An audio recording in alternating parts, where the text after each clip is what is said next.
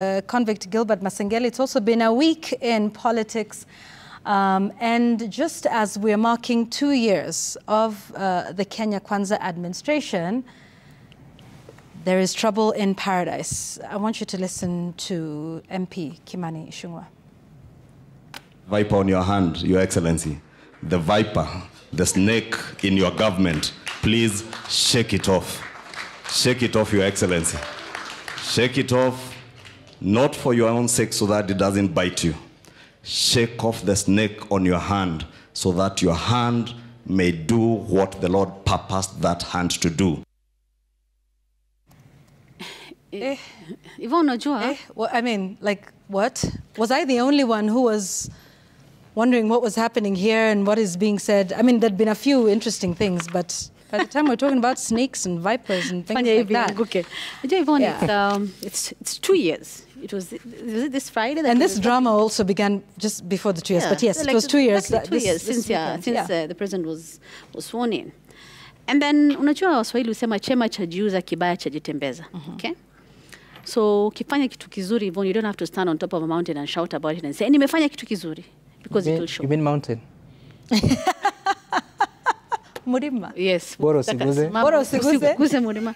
But my point in this whole conversation is this, Yvonne. It's been 2 years. Yeah. What does this government have to show for 2 years, Yvonne? Because, you know, we may say, oh, we are being unfair, tunagonga serikali, there are good things that have been done. But good things, as I've said, would show. You don't have to shout about whether anything good has been done in terms of projects, in terms of, because all that we hear is pesa imetumika vibaya, extravagance, sheria zinavunjwa, amri ya mahakama haifatwi, munaongezewa ushuru, watu wameandamana. You know, so it's been 2 years of lots of downs, maybe a few ups. But the point in this whole thing is it's been a really interesting 2 years for this administration and for the people of Kenya who look at it and try and see what has this government done for me in the past 2 years. And then now we come and see what's going on in the mountain, Yvonne. And, you know, with the push and pull about what is the deputy president's position now in everything, it's just been 2 years. Even if you remember during the swearing in of the president and the deputy president and what was said there was this whole thing of the way they're going to work together, the way the previous government was bad, all lawama zote ziliwekwa katika serikali iliyotangulia. We have an interview with the deputy president tomorrow, and one of the sound bites that are in the promo is him talking about how ameweka mitego kila mahali ili mtu asiingie State House. Now, story inabadilika. He's almost becoming, he's the persona non grata, who's not wanted. The fact that we've had all these MCAs or members of parliament speaking out and saying they want to replace him with the CS for internal security as their link to the executive, kwa sababu kuna maendeleo, makes me wonder about two things, Yvonne. One, is it too early to be talking about this politics? It's just 2 years. We still have 3 more years before elections, because, I mean, hey, let's look at all this whole things about succession and what's going to happen in 2027. Isn't it a bit too early? Should we be concentrating on other things in terms of development? What are we doing? Where are we going? What are our priorities? Number one. Number two, when we have leaders, members of parliament, be it MCAs, and Nyandaro MCAs yesterday apparently said they didn't want him. Today they say they want Gachagua as their leader. What do the people in the ground in central Kenya say? What do they think about this whole thing? Because mimi sijasikia sauti yao wakijitokeza wakisema kwamba si hatumtaki ama tunamtaka. And what does this mean for these leaders who've come out and say they don't want this guy? And do the people in the mountain see Rigathi Gachagua as their leader, as a person who represents their interests? Because that is what he has been using. He's really speaking to them and saying, mini mtu wenu, do whatever you want to do, siguze Murima, you know, all those things. For him, he's coming across, mini wenu, I'm here for you, I'm fighting for you. So what does the person in Mount Kenya think about what is going on now? Achana the rest of the country. What is mtu wa mlima kule ndani, kule Nyeri, kama ni Murang'a, kama ni Kirinyaga? What do they think? Is this important to them? Ama wanaona ni kelele? Ama wanaona it's too soon? Because why did we elect this government in the first place? Because promises were made. There were promises that were made. There was the plan. So where are we 2 years into the plan? There were things which are supposed to have happened 100 days into it, 6 months into it, 9 months. Yes, you can say, tulipata mess, serikali tulipoingia, hakukuwa na pesa, kulikuwa na hili na ile. You blamed them for everything. Okay, you can blame them for so long. Because after year one, we need to start seeing something. What are we seeing? now that year 2 is over. Yeah, but yet what we are seeing is now people calling each other names, and there's snakes and vipers. Sam, look, before we even crossed the two-year mark, like Jamila is saying, there was already ramblings, you know, about the relationship between the president and his deputy. And a part of this takes me back to the Jubilee administration, when we started. This is all very similar. This is history repeating itself. And I remember they kept saying it was a figment of our imagination. The media was making it up, until it became fairly apparent that, you know, President Uhuru Kenyatta then and his deputy William Ruto had fallen out. And again, here we are. So this started off this past week with a couple of leaders saying who their preferred kingpin is. And you know, Linus will talk about this kingpin business, because it's just, you know, perhaps I'm naive in politics, but there's always kingpin of something. But Sam, just take us through the last 1 week, because Jamila has given us like what should have happened in the last 2 years. In the last 1 week, there have been leaders who've said who they want as their kingpin, for what it's worth. And then there was this church service, and there was an empty chair, and then there were snakes. Being asked. Yeah. I mean. You know, you remind me of an interview in studio between Kipchumba Murkomen, that time leader of Majority Senate, and Hussein Mohammed, that time host of the Big Question here. And Kipchumba Murkomen was denying there was a problem between the president and the deputy. And he said that they were very good friends and they talk almost on a daily basis, and he himself is a friend to both, so he knows what he's talking about. Well, way later, October 2020, I spoke to the same person, and he told me that the problem started as early as about 2015, 2016. Exactly. So now, in this live matter of the past 1 week, and you know, it's interesting, even the quotation of the Bible. Can I just read an excerpt of it? Yes, Knock yourself It out. is Acts 28, verse 3. Please complete Acts of Apostles. Acts of Apostles. Yes. Yeah. Where? 28, okay. Chapter 28, verse, I'll begin from 3. Or maybe let me start from 2. Yeah, I was going to say. The islanders showed us unusual kindness. They built a fire and welcomed us all because it was raining and cold. Paul gathered a pile of brushwood, and as he put it on the fire, a viper, driven out by the heat, fastened itself on his hand. When the islanders saw the snake hanging from his hand, they said to each other, "This man must be a murderer, for though he escaped from the sea, the goddess Justice has not allowed him to live." But Paul shook the snake off into the fire and suffered no ill effects. The people expected him to swell up or suddenly fall dead, but after waiting a long time and seeing nothing unusual happen to him, they changed their minds and said he was a god. That's what the Bible says. Mm-hmm. That interpretation that this now becomes a political issue and a snake needs to be shaken off, I do not understand what happens, because in the first place, Paul is being seen as a murderer. But when the snake is shaken off and he survives, then they're okay to live with him. Yeah, then he is a god, right?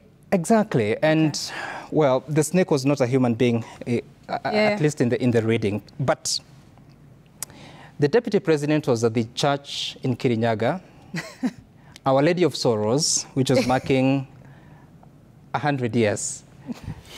And of course, it was expected that he would be traveling to Nyeri to join the president, who was in another event for the AIPCA church. Stephen Letter would call it differently.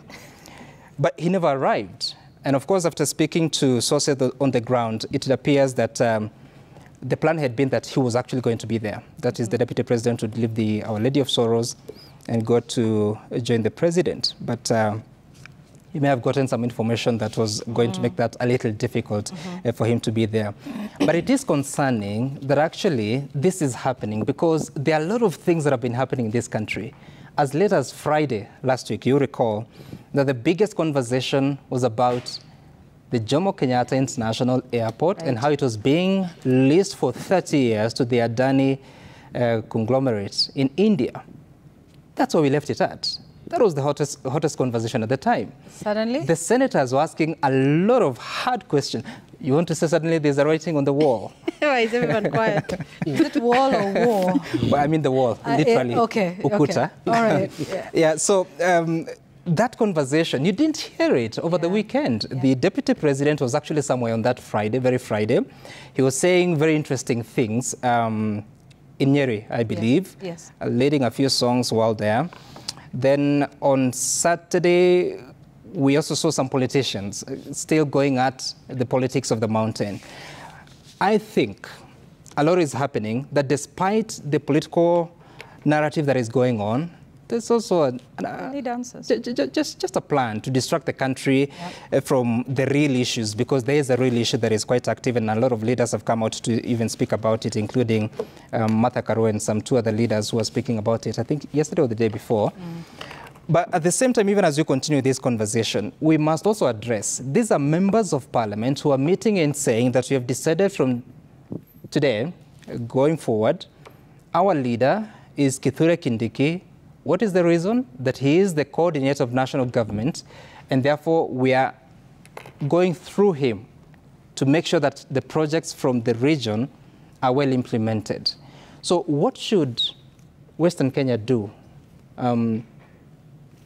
What should Nyanza region do? Should they have a meeting and declare that their leader is also Kithure Kindiki to go and pursue the development projects for that region at the same time?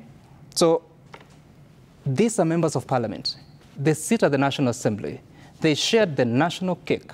They allocate resources for different programs. Yes. They oversight the executive at the national level and other arms of government at the national level to make sure that whatever has been committed in the budget is implemented. So you're meeting in a hotel to make a decision that instead of us ensuring that our work is done, we're submitting to the Interior Cabinet Secretary to pursue it for us. I want us to listen to him. Mburu Kahangara, the MP for Larry, by 10. 10. Where? Okay. Government to be the Cabinet Secretary for Interior and National Administration, Professor Kithure Kindiki, whose responsibilities in the executive includes the coordination of national government functions across the country. Those are the members of parliament. But he coordinates functions across the country, so. And what do they do?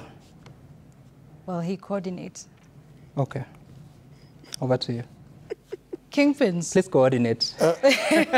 What do kingpins do? Because this is what Sam is saying. Parliament has its role, MPs have their role, but now it's kingpins.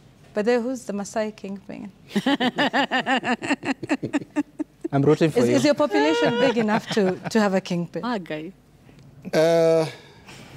We did a link man. Oh, kingpins are only for majorities. Okay. But let me say this. You probably know that I enjoy watching cartoons and animated movies. Here we go. And one of my favorites is actually King Julian. From the Madagascar. Yes. Oh, yes. I like to move it. Okay, sorry. Yes. Yeah. And honestly, producers of this series can actually sit in Nairobi and just draw the script, because it happens here all the time. We are in the middle of a circus, a national circus, a big circus that is actually out of tune with the times. And you asked me about kingpins, and I want to tell you, this is not how kingpins were created. It wasn't, there were no things like, MPs meeting and declaring one a kingpin. Mm-hmm. Kingpins happened, remember we were a parliamentary, semi-parliamentary presidential system where people basically emerged from their regions and they commanded a certain political weight by their own merit. In Deputy President Gachagwa's home region, there were very heavy political players from that region. And, they are, without a doubt, it's self-evident. It didn't require a meeting of people in a hotel. It didn't require the endorsement of anybody. It didn't even require the mention of President Daniel Arap Moi, who I think all this really is an attempt to replay the 80s and the 90s. And it's looking funny, like a very, very poorly produced script. I mean, yesterday we saw, is it yesterday or the day before yesterday? We saw about 2,000 Jurinjeke. Now, Jurinjeke, in the old days of real kingpins, were actually old people. And elder meant old. So there was an age limit to that. Those guys were running, you know, they're very young, youthful, and there were 2,000. I mean, is everyone an Jurinjeke is everyone an elder? Is everyone an elder in that region? So we're in the middle of a massive circus. But there's something sad about it. Kingpin of Mount Kenya. This, not very far from Endarasha. Yeah. 21 children are dead. Yes. Families are mourning. And, you know, you pass there, go to Nyaururu, do your meeting. Were they 48 or 69? I mean, the numbers were, yeah. You know, these families have not buried these children yet. Yeah. Yeah. We're in the middle of a national tragedy. Yeah. Oh, and by the way, just a reminder, there was a national, 3 days, 3 days of national mourning. Mourning, yes. Yeah. And we seem to leave mourning to our flag alone. It's, you know, just to fly half-mast on its own as we go look for kingpins. This is not how the kingpin game used to work. And I think this I'm sure Professor Kindiki knows very well that is not how Harvester Angaine, Jackson Harvester Angaine became the king of Meru. It wasn't through machinations like this sudden. There is a gradual process to the making of a kingpin. What we are seeing, in fact, and I feel it for Professor Kindiki, is being treated exactly the same way as Fred Matiang'i, you know, coordinator of committees in cabinet, you know, something like a backroom prime minister. And you know, they'll dress you up like that, but it's empty constitutionally, legally, and also sometimes morally. You know, like, what is this? What is a kingpin? They are going about it the wrong way. What needs to happen, because there clearly is a problem in the Kenya Kwanza relations right now, come out forth and say maybe Rigathi Gachagua should be replaced by Professor Kindiki as deputy president. And one of the questions I'm sure some will tomorrow be raising is what is going on? Like, just what is this about? Because I feel the kingpin talk, first of all, is something that is running behind schedule. It's out of tune with the times. It's like some old practice that used to happen but doesn't find relevance anymore. I mean, you're having new voices, and courtesy of the Gen Z, and we need to really remember what they did in June, which is to ask very different questions. I mean, from the police in the streets, they were being asked questions in English by protesters. They were used to violent protesters who are throwing stones. I mean, I wish I would call some of the Gen Zs to the show and ask them, what do you think about the kingpin? Who is your choice for kingpin of Mount Kenya? And just see how out of tune some of these activities could be with the current times. But what we are also seeing overall is there's a very, very concerted effort to sort of take the country back to the pre-Gen Z protests. Political software and hardware. And there's a lot of engineering that is happening towards that. I think Professor Kindiki needs to be aware of the, and we ought to give this example. I don't know how unfair it can be, but well, we saw it being tried in Owalo as the lone CS from Nyanza. You know, he had a lot of activities that were seemingly targeting that particular region. This regional kingpin thing can work and can fail disastrously. It works if it's generated organically Yeah. But not mechanically and artificially like we are seeing now. It should be careful about the artificial side of things. You know, there's a lot of usage of the microwave to warm it up, you know, throw in a few 2,000 Jurinjekes, get MPs to roundly endorse. You know, it's too, there's a frenzy that looks unnatural. Kingpins grow organically and mainly from their own. I mean, I remember the days of Simon Nyachai in Kisii, the days of... you didn't need to be told. You didn't need to be told. It was very clear. Yeah, I was not a journalist yet. I was still in school when Moses Mudamba Mudavadi was the only, the only other leader other than President Moi who can receive delegations at home.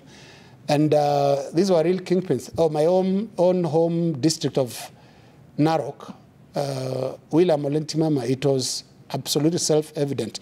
You don't, and it grew organically, starting from the years of his time as chairman of the Narok County Council, fighting battles with Justice Oletipis. And it wasn't a top-down growth, it was a bottom-up. Oh, did we just say that? So to create a better kingpin... It should start from the bottom up. It's actually a bottom-up approach. I mean, President William Ruto himself knows that better than anybody else. For him to emerge as the Kalenjin next biggest deal, it took a lot of time. It wasn't some endorsement in the last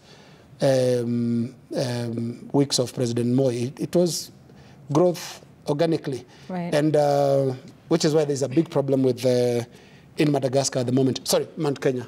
Yeah. Nicely done. Nicely done. I want us to close this, but just a reminder of the things that are important in this country right now, besides Mrima and, you know, who's kingpin or head of that or whatever. Just this week, county government workers have issued a strike notice to the 47 county secretaries. They're accusing the SRC of discrimination in pay review. As we speak, lecturers remain on strike. Learning in public universities is paralyzed. Let's not forget, university students have been on strike recently, talking about the funding model. Just recently, the Kenya Airport Workers Union workers were on strike over the Adani deal. Doctors and nurses are also up in arms. There is the Adani deal itself that is the subject of national conversation. The Social Health Insurance Fund, to which we're supposed to be transiting in less than 2 weeks on the 1st of October, where, by the way, all workers are going to be deducted 2.75% of their gross salaries with no cap. That case is coming up in court tomorrow. Tomorrow also the court will be making a determination on whether the NGCDF is legal or not. There are so many issues plaguing this country at the moment. Forgive my French. Who cares about some kingpin? Who does? Tell that to the university students of multimedia who were protesting over lack of water at their universities. Did we see those pictures? It was disgusting to see the conditions they live in. Ask those multimedia university students whether they care about who the kingpin of Mount Kenya region is. Ask that young man, Trevor, who was assaulted by the police in full glare of the cameras, whether he cares about what's happening in Mount Kenya and whether it is Professor Kithure Kindiki who will coordinate efforts or whether it is Siju Siguse Mrima versus... I mean, ask all of these people. Ask the lecturers, who are on strike. Ask the county government workers. Ask the airport workers union who are, feeling a little unsure of their future. Should this deal with Adani go through? Ask the doctors, ask the nurses, ask the clinical officers, ask the intern doctors. I mean, what is wrong with us in this country? Ask the parents, like you were saying, of those 21 young souls. By the way, the president has not been to Endarasha. No, he hasn't. He came back from China, went to Kibra, had another event, went to Germany, is back from there. But instead, what are we hearing? Yes, let's focus on delivering the promises. Promises to who? And he's heading young people are dead. He's heading to New York for the UN General Assembly. He's already, this weekend. Yeah. No one has visited Endarasha. So ask those parents of those Endarasha children, whether they care about who the kingpin will be and whether that brings their dead children back. Let's just focus on our